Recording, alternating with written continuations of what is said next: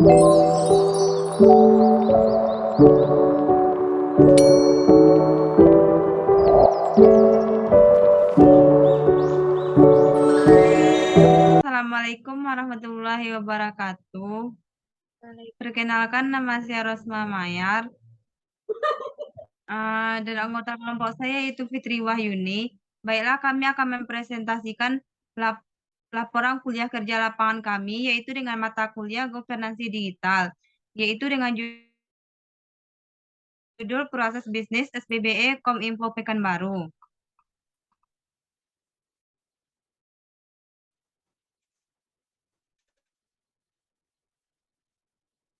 Baiklah, di sini saya akan menjelaskan tentang latar belakang.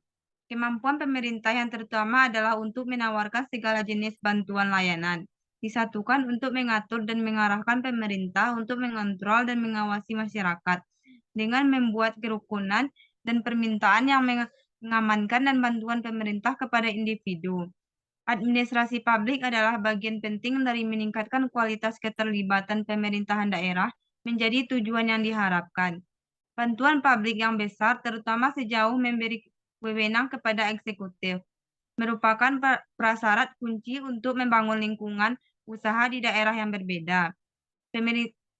Permintaan administrasi publik yang besar dan memuaskan ke daerah menjadi prasyarat yang harus dipenuhi oleh otoritas publik. Otoritas publik harus memiliki pilihan untuk memperbaiki administrasi publik yang buruk. Sebagai aturan, masalah administrasi publik yang berdasar dari organisasi spesialis dalam terpenting yang diidentifikasi sesuai dengan kerangka serta strategis bantuan yang kusut. Perspektif yang tidak adil, budaya enggan untuk melayani, jumlah tugas yang melanggar hukum dan pengaturan aset alat tidak didasarkan pada keterampilan. Selain isu-isu yang terjadi di iklim interior pembuat layanan, masalah bantuan publik juga dapat terjadi di iklim penerima manfaat pihak luar atau administrasi atau masyarakat. Misalnya individu merasa kehilangan waktu, tenaga, serta biaya mesti dikeluarkan dan berbagai kendala yang dialami oleh penerima manfaat administrasi.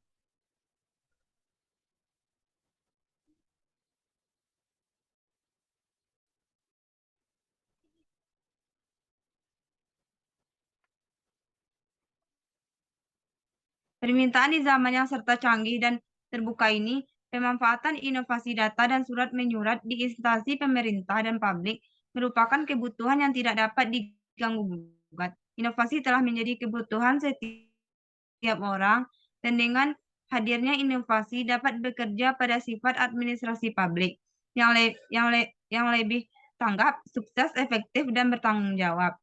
Hal ini menyebabkan e-government atau pemerintahan berbasis elektronik menjadi bagian yang tak terelakkan bagi semua pemimpin. Pemerintahan adat yang tidak bisa dibedakan dengan organisasi berbasis kertas. Mulai ditinggalkan perubahan dari pemerintahan adat menjadi pemerintahan elektronik atau e-government adalah salah satu pendekatan yang diteliti dengan sungguh-sungguh saat ini. Mengingat definisi World Bank, e-government mengarah pada pemanfaatan inovasi data bagi kantor-kantor pemerintah. Misalnya, web area network, web, dan pendaftaran portabel yang dapat mengubah asosiasi dengan penduduk, organisasi, dan mitra yang berbeda. Istilah e-government merupakan Bhatnagar. Lazim digunakan pada mewujudkan segala jenis pelayanan teknologi informasi dalam sektor publik. Pertumbuhan e-government tempo ini melibatkan perkembangan baru lahirnya pelayanan publik terpadu secara online. Hingga kini meringan platform dan membebaskan data dan informasi ke publik bentuk wujud keikutsertaan masyarakat. Menurut Al-Mabareh, membuktikan konsep e-government yang menuju pada penggunaan teknologi informasi dan komunikasi untuk berhubungan dengan publik menggunakan media elektronik seperti telepon, fax, email, dan internet. Korelasi langsung dalam layanan dinilai kurang mampu dan membuang-buang waktu, menyatakan adanya kendala ruang dan waktu dalam penyajian informasi dan penyiapan pelayanan publik. Kapasitas inovasi data serta surat menyurat, khususnya web, tidak mengenal batas wilayah, selisih, dan waktu. Bahwa teknologi informasi dan komunikasi memperoleh mencakup pergerakan dengan area yang luas dengan pemakaian yang lebih fleksibel. Digitalisasi administrasi juga merupakan kemajuan nyata dalam perubahan peraturan yang mendorong pengerjaan sifat layanan publik. Di samping kesempatan, organisasi otoritas publik harus dapat menyesuaikan. Eksekusi e-government akan meredam praktik-praktik palsu dalam penyelenggaraan pemerintahan seperti pungutan liar, pelunasan, bahkan penyelewengan, persekolongan, dan penyalahgunaan atau KKN. Tepat pada kesulitan dunia menyambungi revolusi 4 ini, eksekusi e-government bagi penyelenggaraan negara merupakan kebutuhan yang tak terbantahkan atau mustahil. Mengingat peraturan Presiden nomor 95 tahun 2018 tentang sistem peraturan berbasis elektronik, maka seluruh pemangku penyelenggaraan negara pada tingkat menengah sampai daerah dituntut untuk menyelenggarakan e-government dengan cara terpadu sebagai bagian lain dalam menangani segala persoalan administrasi dan administrasi publik dengan melaksanakan SPBE. Digitalisasi kerangka administrasi ini merupakan salah satu pendekatan untuk mengubah organisasi yang mendorong administrasi publik yang mencengangkan. Penggunaan SPBE yang ideal akan mempengaruhi penggabungan kerangka kerja sehingga memperluas kelangsungan hidup dan kemahiran. Semua kepala dinas dari tingkat dasar hingga provinsi harus menjunjung tinggi percepatan SPBE di 3 bidang pokok, yaitu kebijakan, tata kelola, dan pelayanan.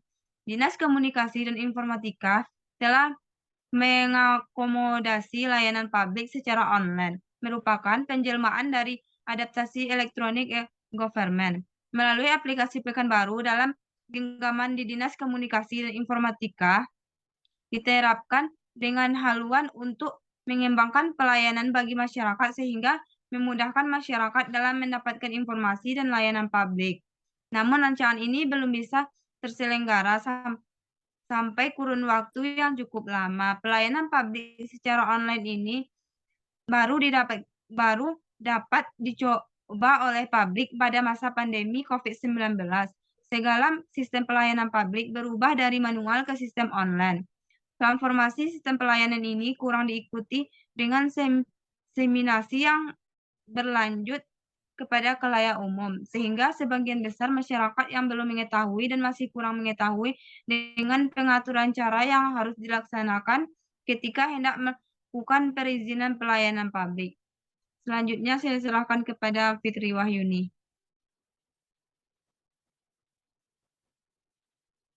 Baiklah, saya akan melanjutkan materi dari rekan saya. Selanjutnya, kajian teori yang pertama definisi SPBE. SPBE merupakan singkatan dari Sistem Pemerintahan Berbasis Elektronik. Sistem Pemerintahan berbasis Elektronik atau SPBE atau e-government adalah penyelenggaraan pemerintahan yang memanfaatkan teknologi informasi dan komunikasi untuk memberikan layanan kepada instansi pemerintah, aparatur sipil negara, pelaku bisnis, masyarakat, dan pihak-pihak lainnya. Hal ini seperti yang tertuang pada Peraturan Presiden Nomor 95 Tahun 2018 tentang Sistem Pemerintahan Berbasis Elektronik. SPBE ditujukan untuk mewujudkan tata kelola pemerintahan yang bersih, efektif, transparan, dan akuntabel, serta pelayanan publik yang berkualitas dan terpercaya.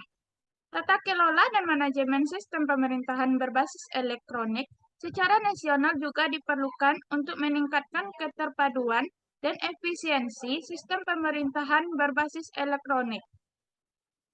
Revolusi teknologi informasi dan komunikasi memberikan peluang bagi pemerintah untuk melakukan inovasi pembangunan aparatur negara melalui penerapan sistem pemerintahan berbasis elektronik atau SPBE atau e-government, yaitu penyelenggaraan pemerintahan yang memanfaatkan TIK untuk memberikan layanan kepada instansi pemerintah, aparatur sipil negara, pelaku bisnis, masyarakat, dan pihak-pihak lainnya. SPBE memberikan peluang untuk mendorong dan mewujudkan penyelenggaraan pemerintahan yang terbuka, partisipatif, inovatif, dan akuntabel, meningkatkan kolaborasi antar instansi pemerintah dalam melaksanakan urusan dan tugas pemerintahan untuk mencapai tujuan bersama, meningkatkan kualitas dan jangkauan pelayanan publik kepada masyarakat luas, dan menekan tingkat penyalahgunaan kewenangan dalam bentuk kolusi, korupsi, dan nepotisme melalui penerapan sistem pengawasan dan pengaduan masyarakat berbasis elektronik. Yang kedua, pentingnya peran SPBE. Pemerintah menyadari pentingnya peran SPBE untuk mendukung semua sektor pembangunan.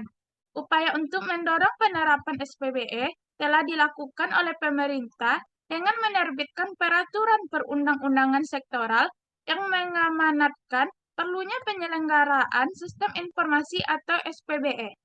Sejauh ini, kementerian, lembaga, dan pemerintah daerah telah melaksanakan SPBE secara sendiri-sendiri sesuai dengan kapasitasnya. Dan untuk mencapai kemajuan SPBE yang sangat bervariasi secara nasional, untuk membangun sinergi penerapan SPBE yang berkekuatan hukum antar kementerian, lembaga, dan pemerintah daerah, diperlukan rencana induk SPBE nasional yang digunakan sebagai pedoman bagi instansi pusat dan pemerintah daerah untuk mencapai SPBE yang terpadu. Rencana induk SPBE nasional disusun dengan memperhatikan arah kebijakan, strategi, dan inisiatif pada bidang tata kelola SPBE, layanan SPBE, TIK, dan SDM untuk mencapai tujuan strategis SPBE tahun 2018 sampai 2025 dan tujuan pembangunan aparatur negara sebagaimana ditetapkan dalam RPJP Nasional 2005 sampai 2025 dan Grand Design Reformasi Birokrasi 2010 sampai 2025. Selanjutnya, pembahasan proses bisnis SPBE Kominfo Kota Pekanbaru. Yang pertama, melalui aplikasi Pekanbaru Smart Touris. Konsep Smart Touris, teknologi informasi dan komunikasi di era globalisasi yang semakin lama, semakin berkembang, maju, membuka peluang bagi sektor pariwisata untuk meningkatkan nilai jual dan kualitas pelayanannya. Saat ini, industri pariwisata di berbagai daerah sedang berupaya untuk meningkatkan nilai jual dan daya tarik wisatanya dengan berbagai cara agar lebih kompetitif. Oleh karena itulah, konsep Smart Touris dalam pengembangan pariwisata sangatlah dibutuhkan, mengingat bahwa saat ini berwisata telah menjadi kebutuhan orang banyak dan sudah saatnya mengoptimalkan industri pariwisata melalui alternatif wisata yang lebih modern. Penerapan platform Smart Touris yang dapat diakses melalui gadget dan internet dapat dijadikan alat bagi pemerintah daerah untuk meningkatkan kualitas pelayanan publik dan peningkatan ekonomi daerah melalui bidang pariwisata yang diiringi pengintegrasian infrastruktur dan TIK yang dijadikan ujung tombak dalam meningkatkan nilai jual dan memperluas pasar pariwisata daerah. Smart Touris membuat beberapa tujuan. Pertama, membuat database terkait sumber daya pariwisata, didukung dengan perkembangan Internet of Things dan cloud computing yang berfokus pada peningkatan wisata melalui identifikasi dan pemantauan yang ada. Kedua, memajukan daerah destinasi wisata dengan inovasi industri pariwisata untuk promosi pariwisata. Peningkatan pelayanan wisata dan manajemen pariwisata. Ketiga, memperluas skala industri pariwisata dengan platform informasi real-time, mengintegrasikan penyedia jasa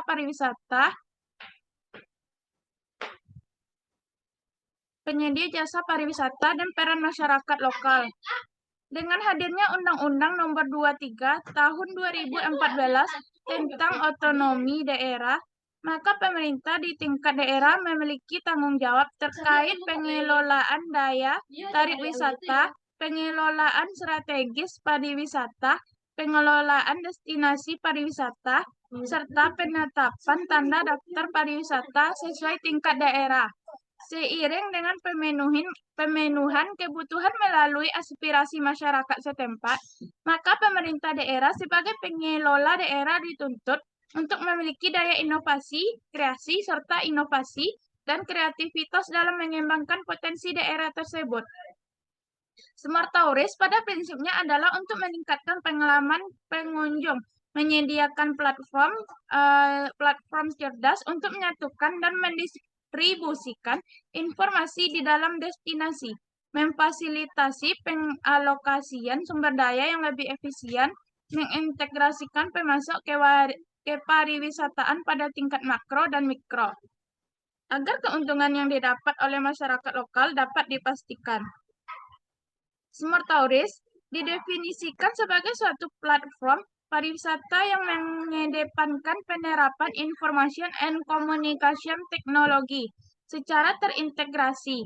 Dalam pengaplikasiannya, platform ini mengintegrasikan teknologi informasi dalam mengoptimalkan pemberian informasi dan pelayanan yang efisien untuk wisatawan.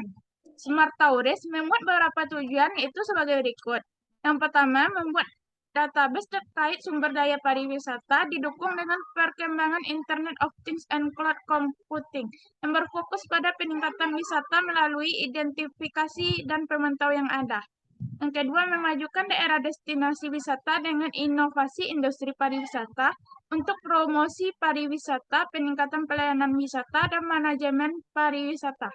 Dan yang ketiga, memperluas skala industri pariwisata dengan platform informasi real-time, mengintegrasikan penyedia jasa pariwisata dan peran masyarakat lokal. Selanjutnya, aplikasi Smart Tourist Kominfo Kota Pekanbaru. Salah satu cara untuk meningkatkan industri pariwisata ialah dengan memanfaatkan teknologi informasi dan komunikasi seperti Internet of Things, Big Data, Cloud Computing, dan Artificial Intelligence dalam pengembangan pariwisata saat ini. Berbagai daerah menawarkan pelayanan yang maju dan inovatif bagi wisatawan yang sering disebut dengan pariwisata cerdas. Kota Pekanbaru merupakan ibu kota sekaligus kota terbesar di Provinsi Riau. Secara geografis, Kota Pekanbaru diapit oleh Kabupaten Siak di sebelah utara dan timur, Kabupaten Kampar di sebelah utara, selatan dan barat, dan Kabupaten Palalawan di sebelah selatan dan timur. Luas wilayah Kota Pekanbaru sebesar 632,26 km atau 0,71% dari total luas wilayah Provinsi Riau. Topografi Kota Pekanbaru relatif datar dengan struktur tanah terdiri dari tanah aluvial dan pasir, dan sebagian daerah pinggiran kota terdiri dari tanah jenis organosol dan humus yang bersifat asam dan korosif untuk besi. Jika mengacu pada konsep Smart Tourist, itu pemanfaatan teknologi informasi dan komunikasi dalam bidang pariwisata dengan memberikan berbagai jasa layanan informasi pariwisata dalam bentuk telematika, maka website pariwisata Kota Pekanbaru, yaitu seperti yang tertera berikut ini, sebenarnya sudah menjadi salah satu bukti bahwa Dinas Komunikasi dan Informatika dan Kota Pekanbaru telah memanfaatkan teknologi media baru, yaitu internet, sebagai salah satu media promosi pariwisata sebagai salah satu peluang bisnis mereka. Dalam laman website yang tertera pada layar ini, yang dapat dilihat telah disediakan berbagai menu pilihan serta penilaian tempat wisata yang dapat dijadikan rekomendasi dan berkreasi di kota tersebut seperti gambar di bawah ini. Dapat kita lihat seperti gambar di bawah ini, atau teman-teman dapat langsung mengakses websitenya.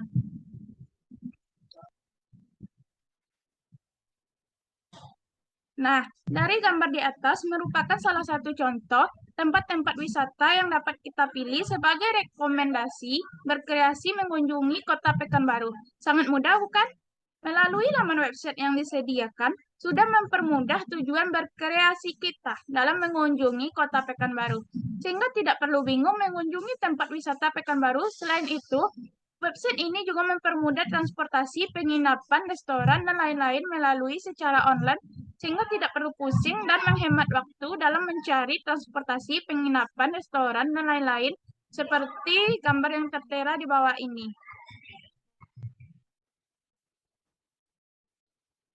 Yang kedua, ada promo bisnis atau probis.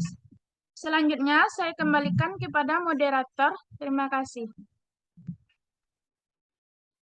Baiklah, terima kasih saya ucapkan kepada Fitri Wahyuni. Selanjutnya saya akan menjelaskan tentang promo bisnis atau probis. Kegiatan komunikasi promosi adalah salah satu kegiatan yang harus dipersiapkan oleh setiap perusahaan untuk dapat memperkenalkan produk, barang, dan jasanya kepada target sasaran konsumen.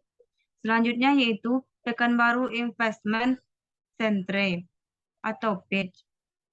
PITCH merupakan platform untuk menyediakan informasi oleh para pelaku usaha atau investor baik sebelum maupun sesudah berinvestasi di Pekanbaru.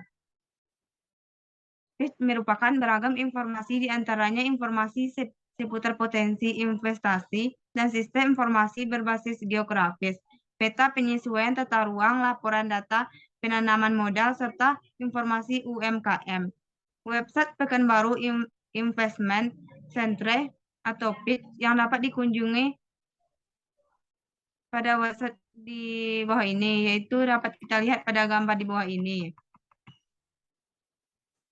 Sekilas penjelasan mengenai berinvestasi di Pekanbaru, yang pertama yaitu kawasan industri Senayan. Dapat kita lihat pada gambar di bawah ini yaitu tentang peluang investasi.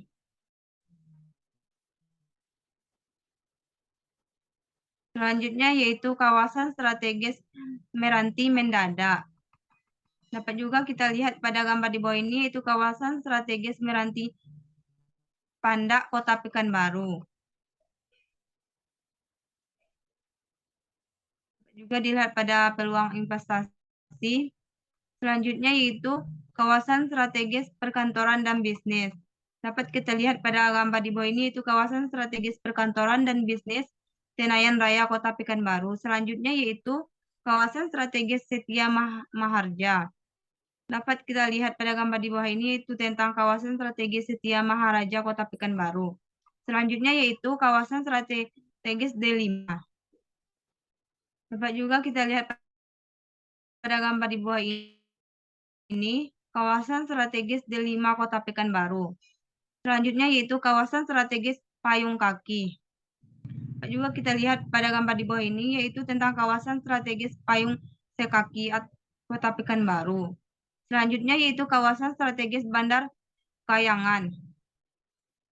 Dapat kita lihat pada gambar di bawah ini yaitu tentang kawasan strategis Bandar Kayangan Kota Pekanbaru. Selanjutnya yaitu Mall Pelayanan Publik. Mall Pelayanan Publik dirancang oleh Kemenpan RB sebagai bagian dari perbaikan menyeluruh dan transformasi tata kelola pelayanan publik yang berbagai jenis pelayanan pada satu tempat, penyederhanaan dan prosedur serta integrasi pelayanan pada Mall Pelayanan Publik akan memudahkan akses masyarakat dalam mendapat berbagai jenis pelayanan serta meningkatkan kepercayaan masyarakat kepada penyelenggaraan pelayanan publik. Dapat kita lihat pada gambar di bawah ini.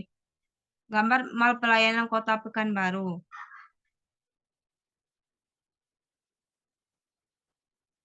Baiklah, selanjutnya itu kesimpulan.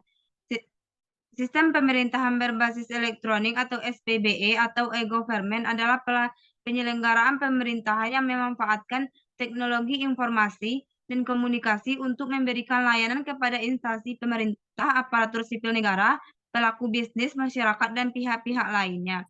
Dalam proses bisnis SPBE, Kota Pekanbaru menggunakan aplikasi dan web berupa yang pertama itu aplikasi Pekanbaru Smart Tourist, yang kedua itu Pekanbaru Investment Centre, yang ketiga itu Promo Bisnis, yang keempat yaitu Mal Pelayan Publik. Baiklah, sekian presentasi kami. Mohon maaf atas kesalahan dan kekurangannya. Assalamualaikum warahmatullahi wabarakatuh.